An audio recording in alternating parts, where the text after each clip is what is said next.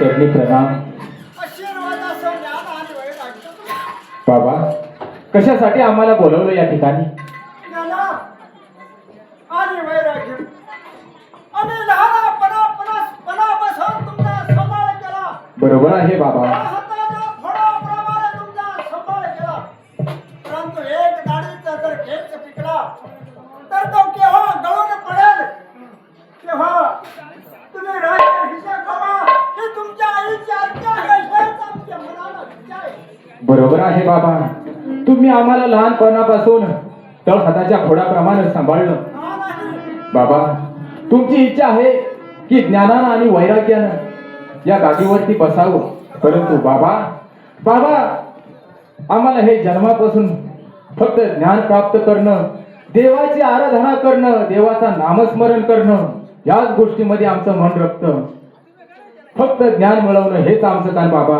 या राज दरबाराचा, या संपत्तीशी आम्हाला काहीही घेणं देणं नाही बाबा. नाही नाही नाही ना, असं बोलू नको रे. अरे तळहाताच्या फोडाप्रमाणे तुला वाढवलंय, लहानाचं मोठं केलंय, त्या कशासाठी सांगणार आहे? नाही माते,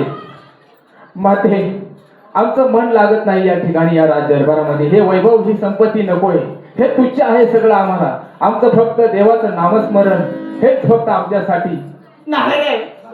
काय ज्ञाना, तू काय बोलत आहे? आमच्या बुद्धीला तुझा पटत नाही बाबा, नाही बाबा. नको ज्ञाना. अरे नाही रे.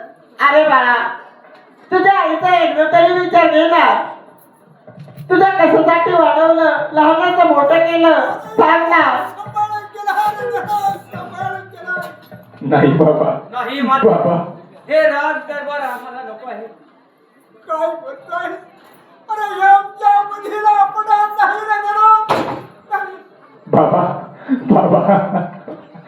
नका बाबा, नको बाबा. बाबा नाही बाबा, या संपत्तीमध्ये आम्हाला गुंतायचं नाही बाबा.